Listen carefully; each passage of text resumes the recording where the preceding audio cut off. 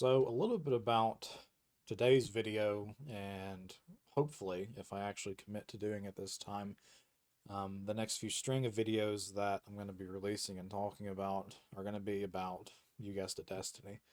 Now, Destiny 2, in my history with the game, I've played it extensively, all the way since the alpha of Destiny 1. I've been a Destiny player, Destiny enjoyer, and that sounds kind of weird to think and say out loud, given the amount of problems and the lackluster kind of, in my opinion, finish that the Destiny first 10-year saga had. Um, anyway, today's video, I want to talk a little bit about some of the signs of life, that's what I'm calling it, from Destiny from Bungie, the developer behind the game. Specifically, I want to look and talk a little bit about the post Final Shape content. So after the Final Shape expansion, we received 3 episodes. These episodes were pretty much the same as seasons, just an extra month of time tacked on to them, so we got one less. And the first few were meh. The last one, Heresy, just came out this week. It's showing that it's probably going to be the strongest of the 3, which isn't surprising given it had the most time to develop and be developed. Um, but anyway, what I'd like to cover is some of the signs and positive things I'm seeing Bungie talk about, seeing them implement in the game. And I've got a little notepad here. We'll go section by section. Try not to give you too much information at once, but really just kind of a dialogue about what I'm seeing that's good from the game, and where we're going in the future weeks and months ahead. So just some general premise about Destiny. If you've played it last year, not played it last year, this is the first time playing Destiny or hearing of it. Um, Destiny is, of course, developed by Bungie. They had Destiny 1 and then the sequel, Destiny 2, which was released in 2017, I think. I think 2017 was Destiny 2. Um, and with that, they've had the absolute lowest amount of player retention and player count ever. And this has been a point that there's been many videos and times in Destiny where we talk about the player count being low, and this is meeting the new record of low player counts. It's never been as low as it has been in these last few episodes. Lots of players kind of relied on the next big expansion or story beat that they always knew was going to be around the corner that year. So even if they weren't necessarily enjoying the game at that given moment, they kind of knew there was going to be something coming down the road for them to really just sink their teeth into and get back into the game. And there is not that promise now. We're in completely uncharted territory where the previous saga of the game has been concluded from a story perspective. And Bungie has left the future of the franchise in kind of a vague mystery. They've given us some details, which we'll talk about today. But in a general sense, a lot of players who kind of hung to the game for the story and the promise of there being something around the corner, that's not here to keep people enticed anymore. So it's put a lot of stress and extra pressure on these seasons to introduce new reasons to keep playing, and they simply haven't delivered on that.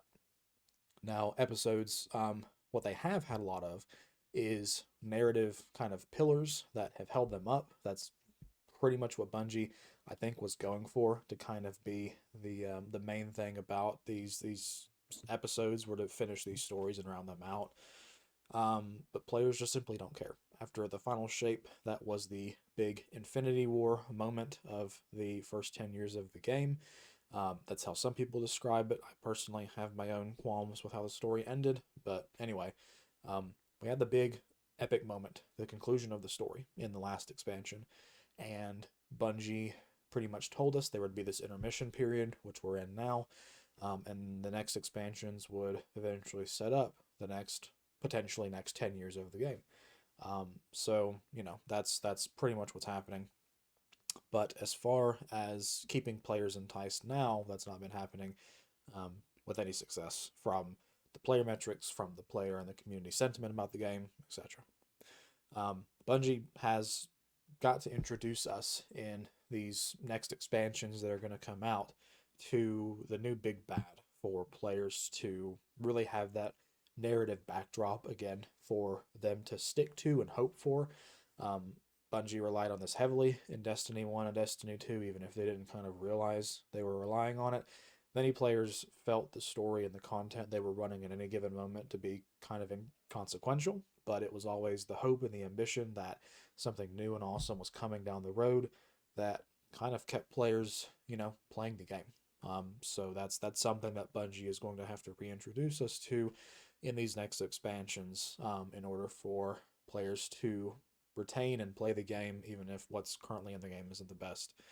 Um, Now, Bungie has given us some articles and some teasers in regards to some of the larger system changes that they're going to be making to the game, in year 11 of Destiny, which is going to start this summer with the Apollo expansion.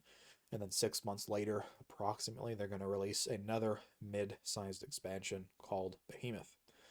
Now, many players, including myself, were really hoping and still are kind of holding hope for a Destiny 3, a brand new entry to the franchise.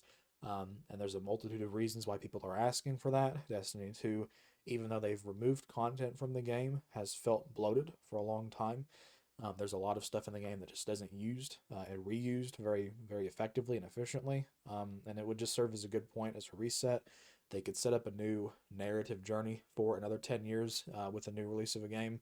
And they could really take the time to refine and introduce new systems where logically it would probably be harder to make those big changes in a game like Destiny 2, which has been around for, 8 years at this point.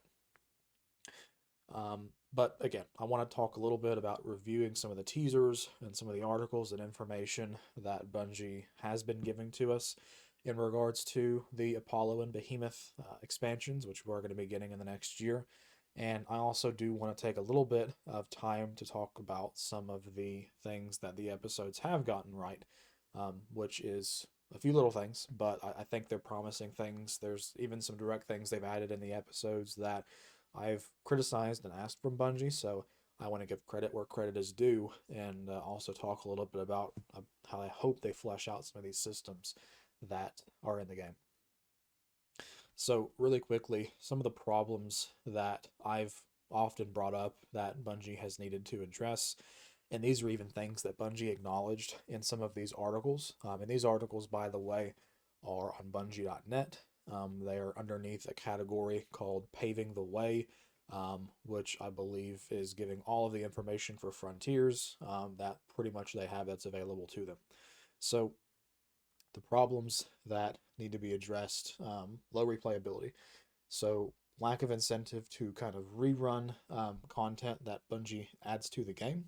Now, Bungie adds a lot of content to the game that you run once or twice, and then after you've ran it those once or two times, unless there is something specific to keep you running it, which Bungie has never really added effectively to the game, content falls pretty flat after running it only one or two times.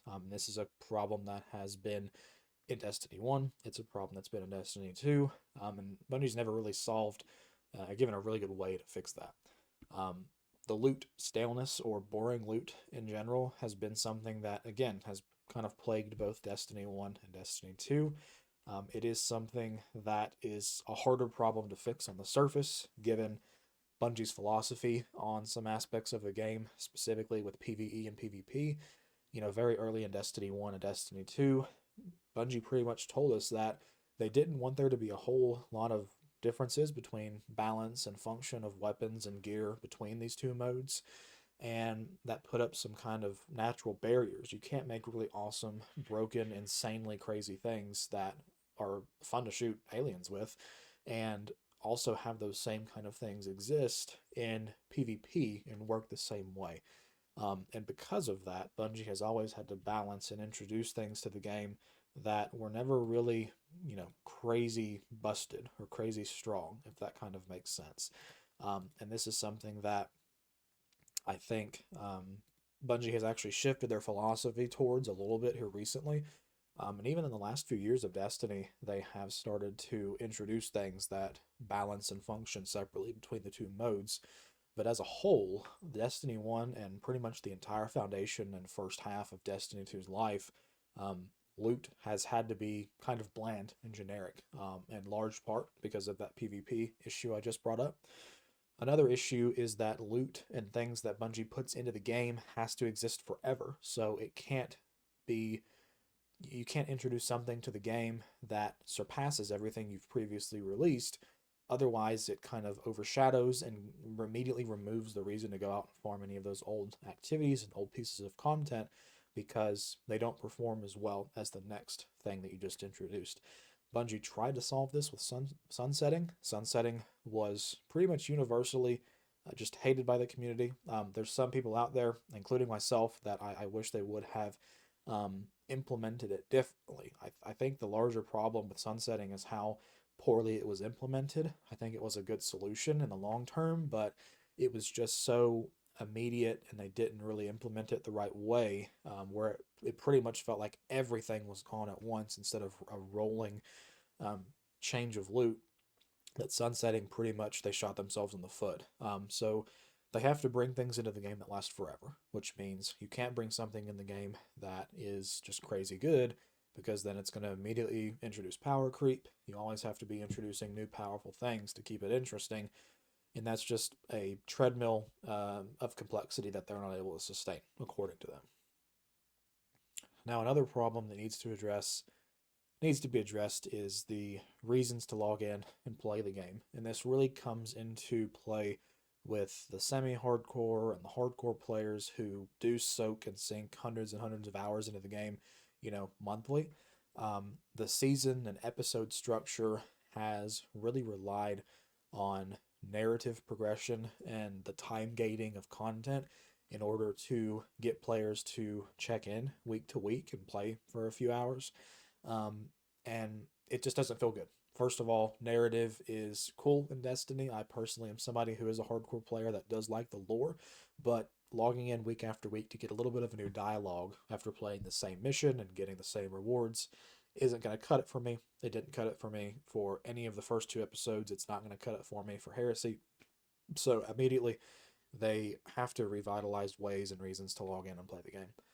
And time gating of content, this is just something that universally pretty much everybody hates in video games. And it is a valuable tool. I will admit it does work. It does do what it's supposed to do, where it gets people to log in because finally the thing they've been wanting to play and experience is happening on this date. I do wish that Bungie could meet a happy medium where there is no time gating, but there is also ways to flex out content. It's a solution or a problem for them to solve. I have some suggestions I've given in the past to how to elongate seasons and content, but at the end of the day, they have not hit the mark, and it's something that they desperately will need to solve unless we want to have the same problems for the next 10 years. And the last little problem to address, this is probably more of a personal thing for me, just in general, but memorable experiences in Destiny.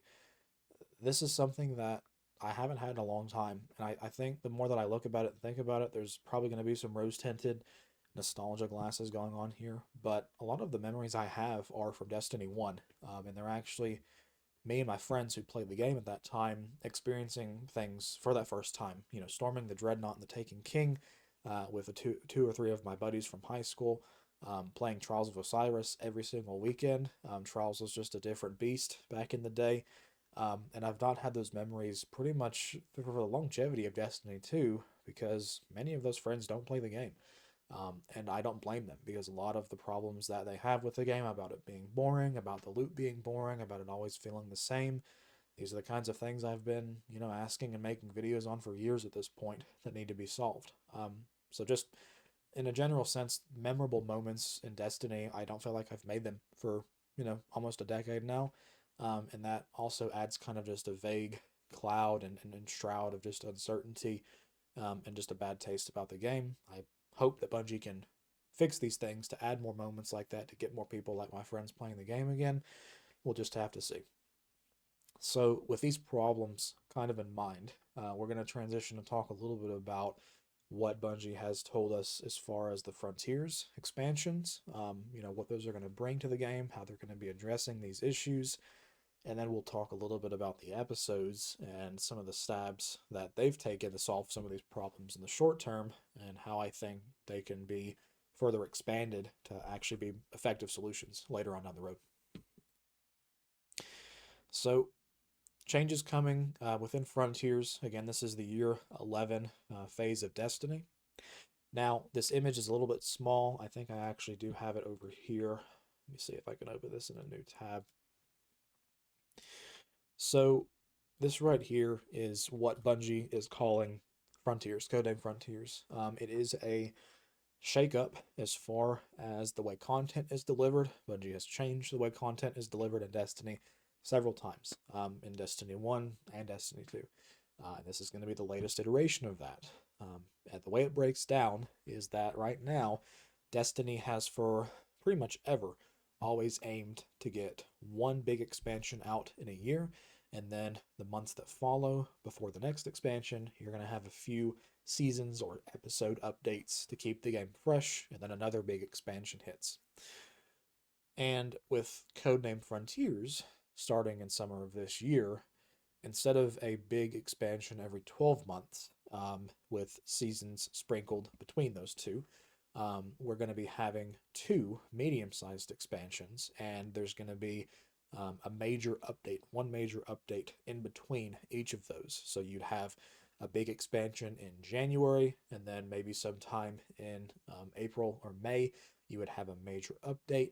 And then you go over to August, and then another expansion hits. And then maybe in November, December, you have a small update.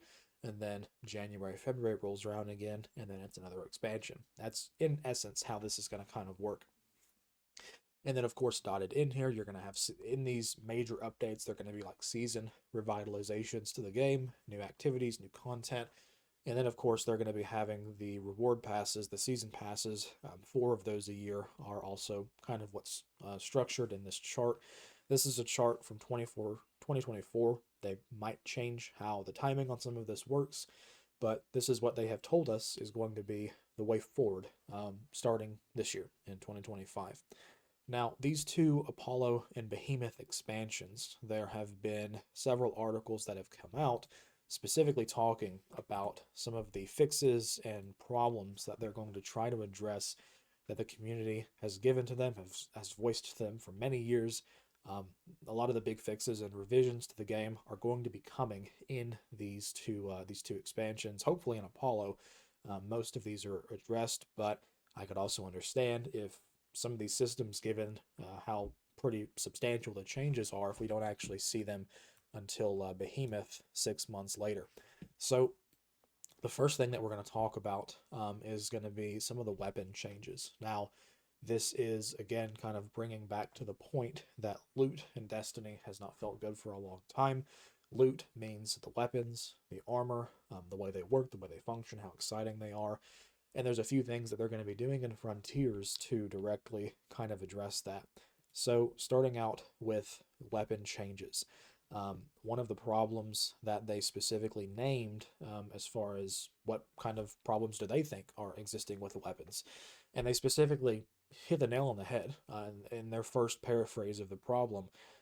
The perk chase and the low amounts of weapons they add per season meant that every season the grind was very shallow, and it always kind of ended up just being a few weapons, maybe 10 approximately, it felt like. And 10 of these weapons would have chases that really just bottled out at getting a few good perks on them. And that was it. That was pretty much the seasonal grind as far as the new weapons that got injected to the game. Now, as a means to extend this grind for gear and weapons in the game, what Bungie is going to be adding are going to be weapon and armor tiers. And higher tiers, just in a general sense, if you have a higher tier weapon, that weapon is going to have increased benefits, such as enhanced perks, higher stats, additional benefits. And that's something specifically when they say extra additional benefits. I'm going to come back to that in a moment. But in essence, instead of there just being legendaries and exotics, there's going to be a legendary weapon, and then that legendary has tier 1, tier 2, tier 3, tier 4, tier 5. And the higher the tier of that weapon, it's going to look the same, it's going to shoot the same, it's going to sound the same, but the higher the tier, the better it effectively is going to perform. And this is kind of a mock-up image that they've given to us here of what that tiered system would look like, at least on a weapon. And again, these are mock-ups from last year. This is right after the final shape came out. They gave us these screenshots, so there's a very good chance that this could look drastically different, but probably still functionally the same when this comes out. We can see here that immediately what jumps out if you're a Destiny player is all of the perks on this weapon are enhanced. Now, currently in Destiny, the only thing that you can enhance on a weapon are really these last two perks. And I've always been of the mindset for a PvE player, I primarily do, PvE strikes, endgame stuff they give to us. Really, these two perks are probably the most impactful on a weapon. So currently in the game, these are the only two that you can actually enhance to make them a little bit stronger. But as you can see on the weapon here, the barrel perks, the perks that affect your magazine, the perks that are on the origin trait slot of the weapon, all of these have enhanced versions, which is something that currently does not exist in the game. In addition to that, we can see that every single stat on this weapon has what probably looks like anywhere from an 8 to a 12 or 15 point stat bump. Again, stat bumps in this game for a PvE player. Really, the only one in here that you can really feel is probably going to be the reload speed, maybe the range. Having impact as a stat that goes up is interesting. Impact is basically the damage that weapon deals to an enemy. I don't think that there has ever been for primary weapons. There's been very few perks that make the impact of a weapon go up, increase, or decrease, unless we're talking about like rocket launchers and stuff. So seeing that, extra stats on these weapons as the tiers go up, that's another thing they're adding to it. This is taking a lot of the inspiration from the weapon crafting system that was added in Witch Queen. Witch Queen was the first time that we ever saw upgraded or alternate versions of perks that were stronger than their normal counterparts. Now, I remember whenever Witch Queen came out, I initially had hope that Bungie would kind of expand this enhanced perk option, and we would maybe one day see Outlaw Tier 2, Outlaw Tier 3, Outlaw Tier 4. I was always hoping that there would be multiple levels we could get to these perks, and the higher we grinded and the better version of that perk that we got, the stronger it was. That has not come to pass, unfortunately. I'm still holding hope for it out, but the way essentially it works now is you have the normal perk, you spend some currency, or you get a really good drop and you get an enhanced, a slightly better version of that perk. And as we can see, this weapon tier system is going to introduce these upgraded versions for all kinds of perks that previously did not have this option. Overall, good thoughts. This does add depth. This does extend that depth of the loot grind instead of just getting a single version of the seasonal weapon, getting a tier 4, tier 5 version of it that has multiple enhancements and functionality, improvements on it does sound enticing. As far as kind of my hopes and ways that I want this system to function and flesh out in the future, I do personally hope that the rework to tiers and the addition of tiers in the game is just more than enhanced perks and stat bumps, because we already have those in the game. If the only thing this is going to do is going to let me enhance some of the magazine and barrels and side options and the origin traits, I personally don't think that would be enough to convince me to grind hours and hours and hours to get these better versions. I don't. And the reason I say that is because the differences between enhanced outlaw and regular outlaw, as it is in the game now, is very marginal. If you have a weapon that has enhanced on it and you have a weapon that doesn't have enhanced on it, and you gave a person and told them to shoot an enemy with both of these perks, the person may not be able to immediately distinguish which one had the enhanced version and which one didn't. And that to me means that from a gameplay perspective, that's not good. I want it to feel stronger. That's why I've always hoped they would add additional layers to enhanced perks, but that's just me being hopeful. And I say in here, I hope in the future that we have multiple tiers of perks, such as tier 3 kill clip, tier 5 volt shot. I think that would be cool things to add to the chase. I also hope in the future, with this tiered system, like let's say, for example, that you have a weapon from a raid or a dungeon, and weapons in that raid or dungeon can drop a super good perk that only drops here, but you can only get it on that gun if that gun drops at a tier 4 or a tier 5 variant. So essentially, you're going to gatekeep certain perks and perk combinations behind really rare and high tier weapons. I hope that as well is included with this system. I also hope that this system can be expanded where maybe in the future, Destiny has a crafting system in the game right now, and crafting for the last few seasons has not really been expanded. They've kind of put up the brakes on it as far as what they're going to do with it. What I would like to see is a lot of the systems that were with crafting kind of melded and adopted into these tiering systems. So, for instance, a lot of the currencies that you would use to craft maybe give us the ability to grind those currencies and then directly choose and upgrade perks on this weapon on the fly. Or maybe give us the option to spend some currency to randomly re-roll one of the perks in these slots. This is going to provide a sink for a lot of the resources that are in the game that maybe don't have a whole lot of use. And it also gives a whole new life and kind of breath of fresh air and a breath of possibility to a lot of these weapons and armor that just drop on the ground and salvage.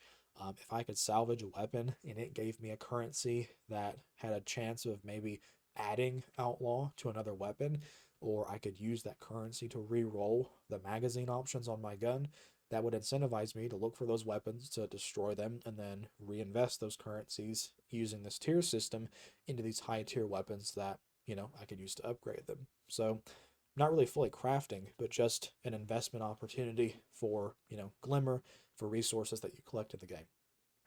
But overall, I think the fleshed out enhancements to weapons and weapon tiers are going to be good. Now, armor is actually where things get a little bit more interesting, and I think the amount of depth that Bungie is adding to armor is probably going to be the biggest change, and that has the biggest possibility of really reinvigorating that loot grind in Destiny. So, the first thing that they're doing is stats in Destiny. Since Destiny 1, you have been able to have 100 as a cap on a stat. Any point after 100 gave you no benefit. Instead, in this new system in Frontiers, stats can now go to 200. 200 is the maximum you can have of a single stat. Now, if you exceed that 100 and you are working your way to 200, every point after 100 is going to grant you a chance for an extra effect to occur when you're using whatever that perk is giving you or that stat's giving you. So, for instance, strength, which gives you melee recharge, every point you have after 100 in strength is going to give you a chance for when your melee does recharge to give you a second melee charge. This chance increases the higher and higher you climb, with it capping out at 200. Stats are also going to give you points every individual point instead of giving you points at every threshold. The way that this works now is there's no different in somebody who has 61 in a stat and 68 in a stat. Pretty much 61 to 70 is where you're at. Or excuse me, pretty much 60 to 69 is the same. In this new system, every point you have in a stat is going to give you a small bump or increase, which is good. They're also going to be adding armor archetypes into the game. So armor archetypes or base types, this is what other games are going to call them. These archetypes are always going to drop, and they're going to have two stats that always drop on that particular piece of armor. And there's going to be a third stat that is a flex slot. In the example that they gave, and I'll actually pull up the image here as well, if I'm able to find it. So in the example they gave, they have given us an archetype which is called Brawler. Now, the Brawler archetype of armor, if I can move this to the screen for you to see, the Brawler archetype of armor means that every time you get a Brawler piece, you're going to have max or high strength. That piece is going to roll always high strength. You're going to have discipline, which is going to be the secondary stat. And then the third stat is going to actually be random rolled. So it could be intellect, it could be recovery, it could be some of the new stats we'll talk about here shortly. But essentially, armor now in Destiny is always going to have kind of a base type or an archetype using these brawler keywords. And you can see down here, brawler archetypes have extreme melee and close range capabilities. This means that it's always going to roll with strength. It's probably going to have a high chance to roll with discipline. And that last slot is tertiary or completely random. So armor archetypes do a few things. First, it makes it to where whenever armor drops, you're pretty much very quickly going to be able to identify and determine if that's going to be something that helps you.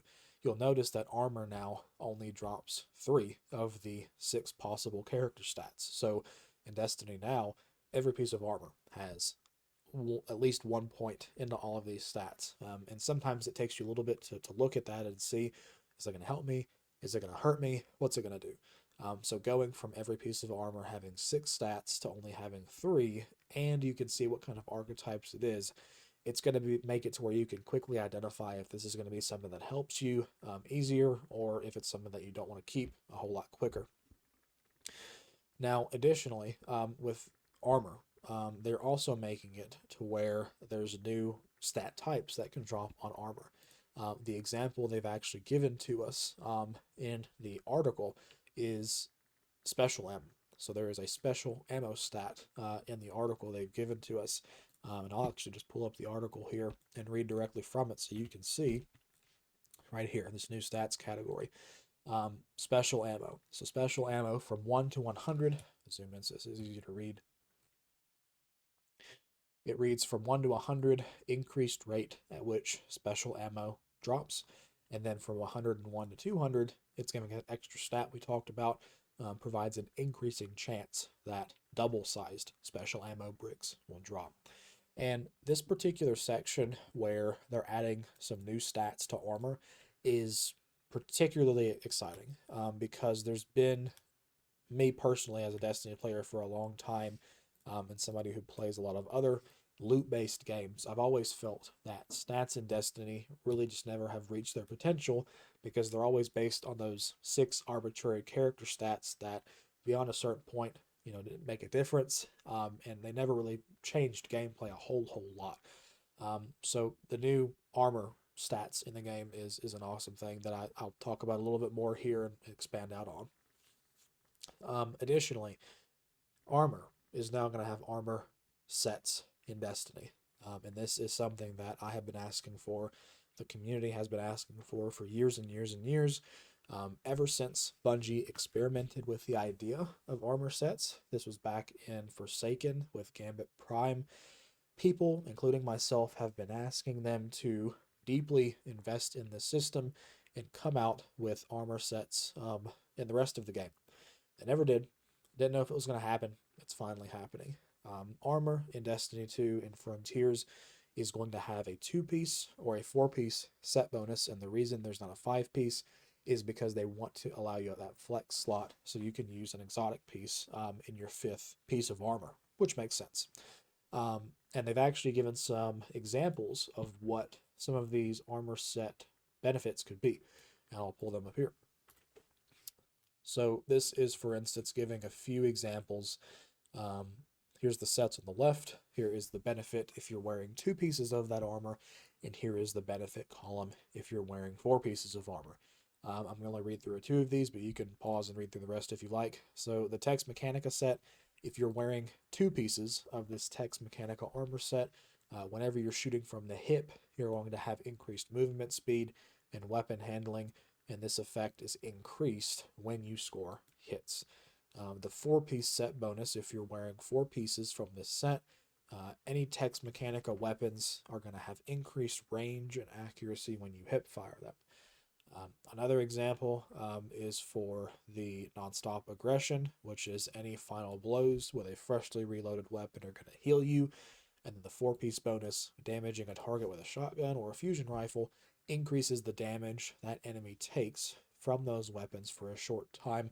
There's 2 additional ones here, but you can quickly see that some of these 2-piece and 4-piece set bonuses are honestly going to feel like exotic or really good perk levels of just effectiveness and usefulness in combat. Adding set bonuses into the game is something that immediately reinvigorates and gives incentive and reason to run content that you normally maybe wouldn't run. If you put some really awesome set bonuses behind maybe some content that people kind of deem mediocre at best, you immediately have incentive to get that playlist full of people grinding for those awesome set bonus armor. So overall, thoughts for the armor reworks that we're getting. I said this earlier, I'll say it again. I think that the armor rework and changes have the highest potential to give that reinvigoration for loot chase in Destiny that I've been looking for. Let me actually move my camera over here so you can see what the heck I'm talking about. There we go. So, some thoughts on the armor. Much deeper and specific kind of build choice and investment that you can go into with the stats now going to 200. The new stats on armor, such as the special ammo, these is something that you can build on for years and years and years, adding new and crazy stat options. Additionally, the stats exceeding 100 and granting extra benefits allow for much deeper investment into certain playstyles. The example that I think about is if you have a build that uses grenades or melees really, really consistently, now building to 200 in a stat like strength or discipline is going to give you, double melees and double grenades when normally you would have only been getting one. And that's something that immediately brings the effectiveness and usefulness of builds like that up significantly. Additionally, set bonuses now being in Destiny is going to be something that offers another axis of grind and chase for players to min-max as you're going after gear. Really awesome set bonuses can be put in activities to directly drive and increase engagement of that activity, maybe that wouldn't have existed, if it wasn't there. I didn't put it in this note, but I think that the change to make armor drop with archetypes to quickly identify what are going to be the high and low stats on it, I think is also a really good choice. It simplifies how much you kind of have to look and guess if this is good or bad for your build. So that's also another excellent change that I give them kudos for if implemented correctly. And that's another thing I should say. These are all really awesome ideas. If they don't implement them correctly, if there are mistakes and shortcuts taken to achieve some of the things they're talking about here, similar to what they did with sunsetting, there is potential for a lot of this to not work and not feel good when playing the game. And also, another thing you have to keep in mind is there is going to be a phase where all of the armor and weapons we currently have now are going to be in competition with some of the new stuff that they're showing here. If the new stuff they're showing here does not immediately translate as being powerful and feel good and make sense to the player base, there's going to be resistance to using the new stuff, and that's going to cause some frustration and pain points. And a lot of the reasons you would go out and get this kind of stuff may not, land the correct way.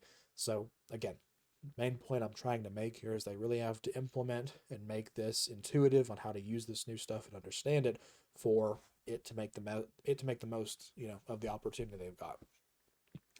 Now, some of the hopes that I have for armor in the future with some of these changes, really the only hope that I have is something I've already mentioned, where the extra stats they're going to be designing and putting on armor, I really hope they go above and beyond and they add some really cool game altering, ability altering things to these. Every class in the game has access to subclass verbs like ignition, jolt, threadlings. So some of the examples I gave here is you could put a stat on armor that increases the size of ignitions or the damage of them. You could put something that makes jolt damage go higher, or maybe the range that which jolt could be triggered is also higher. You could increase the amount of threadlings. You could make the void weaken effect if you afflict an enemy with that. You could make that void weaken stronger if you have a lot of void weaken stat on your gear. The scorch damage, if you're scorching enemies, you can increase that. The size of the stasis shatter effect, if you have gear that has 30 here, 20 here, basically 50 shatter size damage, you could increase the amount of AoE that those shatters cover. Movement speed, that's a pretty generic and bland one, but a lot of games have that. The list goes on. You can see my point. If Bungie really wants to go above and beyond with these new stat reworks and new stat options they're adding to armor, then the there is no limit on how many cool things they could put. You could even put stats that only drop on raids or dungeon armor that give benefits in those raids and dungeons, or something seasonal. Like, for instance, you could do something where healing happens if you kill an enemy of a certain type, and the only way to get that perk, get that stat, is by getting the armor from a specific dungeon or raid where there's a high presence of that enemy type. I'm just spitballing, solutions and thoughts here, but by all means, I really hope, as far as the armor system goes, that Bungie innovates and adds lots of cool new options for stats, and also the armor sets. Kudos to Bungie. Please make them awesome. Please make them worth getting, or nobody's going to care about them. All right. So, as far as the other option, the other big thing that I talked about, Bungie needing to solve, I talked about a few. They've addressed the loot, but now we have to talk about probably the other largest complaint that Bungie gets, and that's the replayability of a lot of the content in the game and the shortcomings that the game has at making that content viable to run again and again. So the point of frustration that the community and that Bungie has been getting for years and years and years is that people hate rerunning old content, even if Bungie puts new exciting things into it.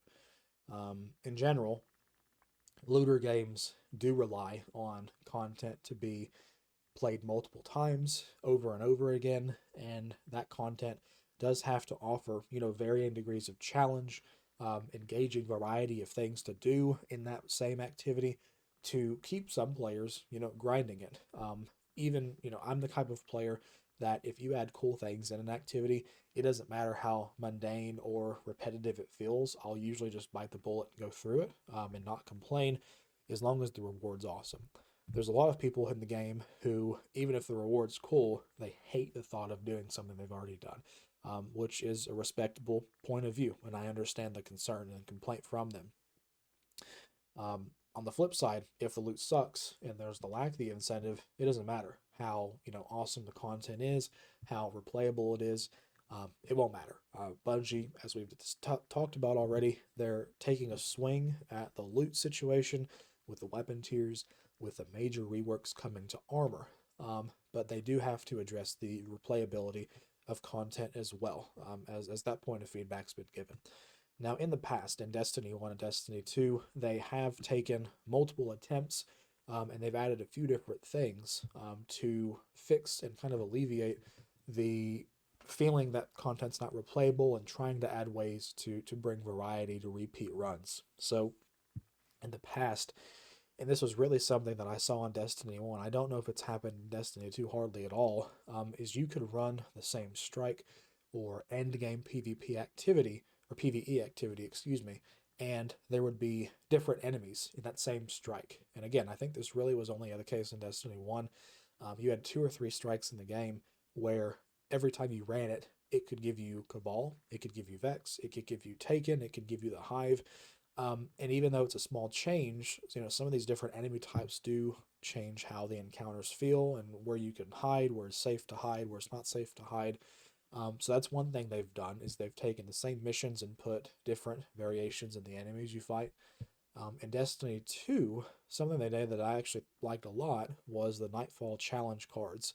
And these were basically cards that you could set and raise the difficulty of these high-end difficulty Nightfall activities, or you could even lower the difficulty. And this gave the players direct ability to change and make that content easier or harder. If they're running it a lot, they wanted to do some harder versions of it, they could change that. If they wanted to take kind of a more relaxed pacing for a few runs, they could do that. So that was also a noteworthy thing they tried to do with Nightfalls. And then another thing they've done is there's been a lot of activities recently that Bungie keeps dubbing as roguelite. And it's because it's built to be replayable. It does have some of these degrees of freedom and enemy variety I've talked about. But random encounters and kind of having the same mission or map and having different objectives and different things you have to do in the same area. Another thing that they've been trying to do to kind of spice up these activities. And all of these put together are some, noteworthy things they've done to make variety in these activities worth running over and over again. Just hasn't hit the mark. Now, more recently, Bungie has actually started to add Bane-stricken enemies into these activities. And Banes, if you've played any other action RPGs out there like Diablo or Path of Exile, Banes are pretty much like modifiers on enemies. So you're playing a game and all of a sudden you run up against like an elite enemy and he's got like two or three modifiers on him. He heals his allies. He always is going to hit you like 2 times harder. He evades your attacks more easy. These are things like what Banes are in Destiny. Some of the Destiny Banes are it heals nearby enemies. It can shock you or drain you of your health if you're within line of sight. Some of the ones we've not seen but they've teased are ones that are going to pretty much nuke the entire area once you kill them. And I think there's another one they're working on where it has a shield and you can't damage it until you've punched the enemy. So Banes are another thing they're doing to try to spice up the variety of these activities because these Bane enemies are random. The modifiers on them are random. When you can encounter them is random. So that again is another valiant attempt to add some replayability and flavor to these content pieces that you're running time after time again. Now with Frontiers, Bungie is taking another and probably the largest swing to absolve some of these concerns with a challenge customization. And this is going to give you, the player, the direct ability to add and subtract and change certain modifiers about the activity that you're going to run. And this is actually drawing inspiration from a few of the different things I just talked about, namely from the Nightfall challenge card system. So in the Nightfall challenge card system, you were able to crank the difficulty up and crank the difficulty down. And back then, when you would do that, cranking the difficulty up would do things like increase enemy density. It would increase the number of champions or elite enemies you would fight. It would increase the resistances they had. It would increase the damage they did. So turning the difficulty up and down kind of globally altered the mission. And that is also happening here. You do have a selectable option where you can increase the power of enemies, but you also have rule categories. You can change the rules of the mission. You can change and add certain types of gameplay modifiers, such as modifiers to enemies. You can affect the way that their abilities work. You can add certain challenge modifiers and extra things you have to do when running that content that normally would not be there. And you can also add more and more of these mods the harder and harder you raise the difficulty up of this option. Similar to changing the difficulty today in Destiny between Expert, Master, and Grandmaster, this challenge system is going to allow you to, of course, do that as well, raise the difficulty, but it's also going to allow you to tinker and alter specific elements of the activity that make repeat runs of it feel as different or as similar as you want them to. And if you want it to feel the same every time, you could leave it the same every time. If you want it to build different every time, go in here and mix things up every single time you run the activity. Now, there's also something coming with this challenge-based system, a new metric called reward rating. So reward rating is a metric that basically goes up the more of these difficult modifiers you put on, and also goes down if you put on modifiers that maybe make the content easier. And raising this reward rating further increases the reward that drops from that. And let me actually show the screen here that demonstrates this little challenge customization system before we move on.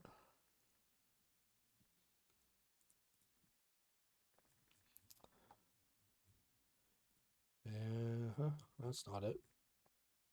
Here we go. All right. So with the challenge system, this is what we can see. So this is giving you a demonstration of what the customization card would look like if you are loading into the Glassway, which is a PvE strike on Europa and Destiny. On the left-hand side of the screen, you can see the degrees in which you can alter the global difficulty. And of course, as you increase that global difficulty, the power level of those enemies you're fighting is going to increase. And in the middle section here, if you can see, I don't know if I can zoom in maybe slightly, it's giving you a few different categories of modifications that you can make to this particular activity. You can change the rules of the activity. You can change some of the gameplay elements. You can change and alter the enemy power directly. and you can also maybe add some things that affect the scoring of the activity. And this is just an example that was given to us again last year, right after the final shape came out. I would have a pretty strong suspicion that this menu is probably going to have lots of different enhancements and new things to it than how it looks now, but you kind of get the gist. Every time you load into activity, you're going to have the option to set these variables and make the content feel very different than how you're used to, or making it feel very easy, very hard, or very similar. Now on the right hand side here, and you can actually see this, is you can see the challenge or the reward rating. And this reward rating, as you increase the value of it by adding certain types of modifiers and removing others, you can see the direct increase or influence this has on the rewards that drop. So this person currently has it set to where when they run this activity with these modifiers, it is going to drop them at least a guaranteed of some infusion cores, an engram, and a weapon. And I'm anticipating that these rewards will probably change and be random between certain activities. And as you add more and more of these more difficult modifiers, this is going to drop more and more items. And it looks like you can even get it up every time to where it guarantees an exotic. And exotics aren't really the same as they used to be, but hey, you can definitely juice it up to be higher and higher. I can tell you firsthand that if they're dropping 3 of the new pieces of armor with this system, then definitely juicing it up at least to get a few of these will seem worth it. Another thing they said in the blog post is that the reward rating is going to directly have an effect on the reward quality. So with this bullet point right here, with the new gear system that's coming, with weapon tiers, with the new armor archetypes and the armor reworks, higher rarity of higher reward rating is going to mean that the armor and the weapons that are dropping higher tiers, and they're dropping with better archetypes, better stat distributions, better and higher stat rolls. So the reward rating is going to directly influence the quantity and the quality of the loot that's dropping from these activities, which overall is a good thing. Now, my overall thoughts kind of on the challenge customization system are positive, I would say, leaning positive. But I'm more indifferent on the challenge customization system than I am with the weapon and armor changes. Um, I personally, don't mind monotonous grinds and running the same kind of content over and over again, as long as the rewards and the incentives are there. If the rewards and the incentives aren't there, it doesn't matter how varied and how different the content is, run after run. I'm not going to care. I'm not going to run it if it doesn't have those really awesome rewards behind it. So, although it's cool that this system is giving you the option to change the content, make it feel different between runs, if the loot incentive is not there, it's not going to land for me, if I'm being honest.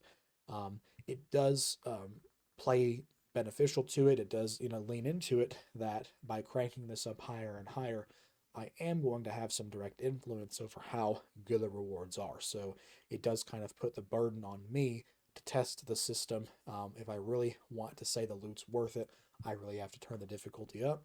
And I think that tying the difficulty to the reward is something that Destiny's not always been the best at, but it does look like this is actually giving you the agency and the decision making power to make that effective yourself. So I have good hopes for it. I'm generally positive, but if the loot's not good, it doesn't really matter for me. Now, some of the hopes for the challenge customization system that I have. I hope some of these new modifiers that you can add to these activities, such as maybe random events or mini activities that you can insert into these missions. This is drawing inspiration from other games that do seasons and leagues, like Diablo or Path of Exile. When you're running the end game in those activities and in those games, there's actually many like seasonal objectives and many encounters and activities that can just randomly occur when you're doing, whatever mission or activity it is. Imagine running a strike or a nightfall in Destiny, and some random event, like a public event, just pops up in the middle of your strike. And if you accomplish it, you get some kind of special reward or ranking, or you make that activity extremely difficult. I digress. There's lots of options they have here, but I really hope that the challenge customization system gives players the ability to kind of change and customize the end game experience for the individual player. I really like the thought of, for instance, injecting, Hive public events, or just spawn two portals and just throw waves and waves of Thrall and Wizards and Hive Knights at me for like a minute straight in the middle of a Grandmaster. Don't tell me when it's going to happen. And if I beat that objective, give me something cool for it. Let me kind of add things like that, or add chances of things like that happening with this loot, or this challenge customization system, and I'll consider that a W. Like I said, the rewards have to be there, but giving me the ability to kind of shape and alter the content the way that I want to play it is an overall positive, and I hope they really do add and invest into this system in the years to come. All right. So we've talked substantially about the changes that are coming with year 11 with Frontiers. Um, that's not all we want to talk about. We're already coming up on an hour here. I do really quickly want to touch a little bit on some of the things that they have gotten correct with the episodes that we have recently got after the final shape. So there are 3 episodes, each one approximately lasting 4 months. Personally, I played extremely low amounts in Echoes. Echoes was the first episode right after the final shape, and it had, in my opinion, the lowest degree of experimentation, of new things, new systems that Bungie was adding to the game, which kind of makes sense. It was probably developed parallel to the final shape. Most of the big features and cool things probably were moved to the expansion instead of the episode attached to it. But in general sense, Echoes didn't do anything that was like major or definitive as far as moving the game forwards in a positive light, in my opinion. Now, Revenant was the second episode, and Revenant actually added the tonic system, or a potion system, into Destiny. Um, Relatively a big system, as far as it adding and enhancing the ability for you to target farm loot. And it actually added something never seen before, which was the ability to boost or increased the tier of your artifact perks. Now, I personally think the artifact system has overstayed its welcome. I think it needs some revisions and some changes, but I digress. The tonic system added in Revenant kind of gave you the ability to increase how strong these artifact perks work. Feedback on the system in general was that the tonic system overall had lots of bugs. It was kind of clunky to use when it came to unlocking new potions. It wasn't the most intuitive about how to do that. It also felt like when you crafted a potion in that laboratory, there were too many steps. You had to come here, you had to come here. Why you couldn't just press one button, use those 3 ingredients, and make the potion? I don't know. I guess it's for the immersion aspect, but it just felt like there was lots of extra steps. It was clunky for the potion system. And the other point of feedback that I have on tonics is that the artifact boosts, which I think are a really cool idea, none of the artifact perks and the boosts that you could get to them were really that impactful and very strong for me. There were multiple times where I would turn one on and I would kind of completely forget that it was on at all. And if you're going to be, giving me the option to go out and farm for these special resources, to craft tonics, and then use them in gameplay, I personally would want the effects to be a lot stronger if I'm going out and doing that. So, the tonic system, tells me that Bungie is making it's taking experiments about, enhancing perks in other places than just weapons. Here they're enhancing perks in the artifact. Maybe one day we're going to get tonics that allow you to enhance how the perks on your weapons work. Or maybe we'll get perks that increase stats temporarily on armor. It's good that Bungie is willing to kind of take risks like that. So I do give them credit for that. I do think that if these boosts are made more powerful in the future, maybe they can apply to multiple perks and things like I just talked about.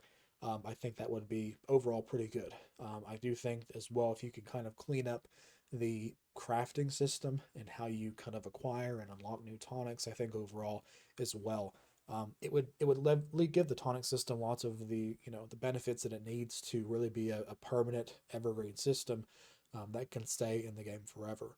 And the other thing I'll add is that Bungie and Destiny have always had lots of currencies. I like games with lots of currencies, lots of things to collect and craft.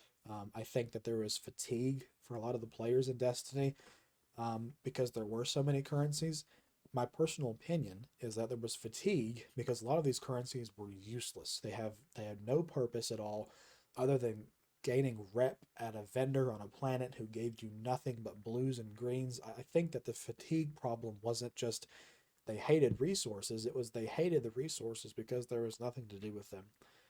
I think the tonic system proves that point. I think the tonic system added 8 or 9 like new currencies and ingredients to the game. The way that you got them was very intuitive. You would shoot an enemy or do something specific, it would immediately go into your bag. You didn't have to pick it up, you didn't have to do anything. I think that having lots of little currencies and ingredients in the game for a system like tonics is awesome because it does give you kind of another thing to chase and grind for. If you want to craft a lot of a specific, really cool tonic, you have to go do something specific to get those ingredients. That's another avenue of loot chase and loot grind that Bungie could add to the game. And I think it could be to Bungie's benefit by tying some of these really strong, maybe rare resources. You could put them in harder activities and specific content, and I think that just re-incentivizes player to run harder content, to farm harder things, to get these really cool tonics, to do these cool things. So overall, the tonic system that came with Revenant, with some some of the feedbacks I've given points and other people have given, they can revise that system to last and be invested forever, potentially. All right, and then the last thing we'll talk about here is going to be Heresy. Now, Heresy is the third and final episode that we're going to be getting for the post final shape year of Destiny. And Heresy's only been out, I think, right now for like 2 days, literally 2 days. Um, Clearly, just in the first 2 days, anybody who plays it can get the sense that this had the most time with Bungie being developed from a story, from an activity, and from a system perspective. It's funny because there are actually pieces of dialogue that have been cut and removed from this season, and it's because of some of the actors strike and writer strike affecting some of these large corporations. Um, Even with parts of dialogue missing from this season, where you're doing a mission, somebody's supposed to be talking and they're not talking, but you can read their words.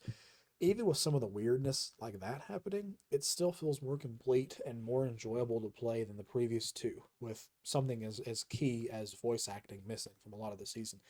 And that just goes to show that Bungie had lots of time to develop and work on this. And I think they also have some favoritism towards the Hive seasons and Hive stuff, which is what this season is themed on. Now, the Heresy episode has added a few different things. The first thing they added is something called a Tome of Want, which is kind of very similar to some of the previous items and systems in the games that we've had. And its primary purpose is to give the player a direct ability to target farm pieces of loot. There's these little tablets. You can insert a tablet here that says I want to farm for weapons, and then there's another slot here that says I would like to farm auto rifles in that weapon category. If you change this one, it changes this one, and et cetera, et cetera. It makes sense. I think that it's probably more intuitive than the potion crafting system. It was easier for me to grasp and understand. I'll admit that. However, I feel like this Tome of Want has kind of gone backwards because it relies on you doing certain activities to complete these objectives. It relies on you unlocking these tomes in just weird ways that are unpredictable. And also, it doesn't last very long. I think you can get like 1 or 2 guaranteed drops, and then you have to resocket these runes and resocket these tomes. I would actually prefer the tonic system more because it felt like getting the currencies and the ingredients for tonics was just something that naturally happened as you played the game. I didn't feel like I had to go out of my way to farm for something specific, which could be a problem, but in a general sense, I didn't feel like that. The tome system, I always feel like I have to do something specific to do it. Um, Even with the problems that the tonic system had, I felt like I liked it better. And one of the major things I liked about it better is some of these tonics would last 30, 40, 50 minutes, an hour. And in that hour, I felt like I could get a lot more drops and a lot more value out of the effect it was giving me than the one or two or three drops that the Tome of Want gives me. So I personally prefer the tonic system, but again, I have to give Bungie kudos for experimenting with these different avenues of target farming and doing things like that. So overall, the Tome of Want, it did hit the mark for me. Um, it's the beginning of the season, though. It's the beginning of Act 1. There are two more acts in Heresy. That Tome of Want could drastically have its functionality expanded. So I will reserve ultimate judgment for the ending of the Tome of Want. But in the beginning, the interim, I definitely like the tonic system more from the start, even with its clunkiness, I have to admit. The other thing added in Heresy, and this is probably the one thing that I'm most happy for, that gives me some really good hope or copium, that Bungie's taken some of the feedback I've directly given, and that's fragile mods. Now, fragile mods have actually been in the game all the way since ghost mods were introduced, I think back in Forsaken, maybe even before that. And essentially, what a ghost or a fragile mod is, excuse me, a fragile mod is a mod that usually has a pretty strong effect, but it will go away after a certain time. So essentially, use that fragile mod when you have access to it, and then later on down the road, another fragile mod will come and you can choose to use it or not to use it, etc. Well, fragile mods are now here and they have seasonal benefits and seasonal themes around them. I've always been somebody for a very long time that wants Bungie to really invest in these seasons, these timed events, these league style, periods in Destiny, with things that make that league, that season feel special. And fragile mods and just things that go away and disappear after that season is over. It's a perfect opportunity for Bungie to add some really crazy, really broken things, because the solution is already in front of you. In a few weeks, a few months, it's going to go away. You're never going to be able to use it again. So I think some of the power fantasy that players have really missed from like the Forsaken, Redrick's Broadsword, Mountaintop, the OG Recluse, I think that Bungie has systems in place for them to introduce really broken and stupid things like that again with fragile mods or with fragile perks or fragile just other things that disappear at the end of a season. So I really am excited that something like Fragile Mods has made its way into the game finally. They did say that they plan on expanding the availability of Fragile Mods and kind of the cool things they do. I will say that right now, the ones that we have access to, they do seem kind of generic, kind of weak. But for the first go, I hope that Fragile Mods and more seasonal items come into Destiny that do really add spice and flavor to these seasonal loot and progression journeys they're giving to us. Things like that really can, bring back moments in Destiny for me, maybe even my friends, if they add some really cool things that you kind of had to be there to experience. Well, that was a lot of information. A lot longer than I wanted and hoped it to be, but I'm glad that you were able to stomach and listen to it for that long. Overall, the changes that they've promised for Frontiers, I think, have potentially some of the biggest impact to the game that we've seen in the last 5 years, and have the highest degree of succeeding at maybe reinvigorating some of those old loot chases that have been desperately missed and wanted in a game like Destiny. So those are my thoughts. Those are my kind of review of the previous year, and discussion about some of the things that are coming to the game with the next expansions. I'm curious to know from your point of view if you agree, if you think that some of the things I talked about weren't that good, if maybe there were some things they added to the game that you do feel like met the mark and accomplished some of these. I'm curious to know if you yourself think that some of these things they're talking about adding are awesome, if you have hope for the game, if you don't think it's going to bring people back, curious to know your thoughts in the comments below. And I will see you again soon, probably talking about Destiny if I had to guess. Thanks.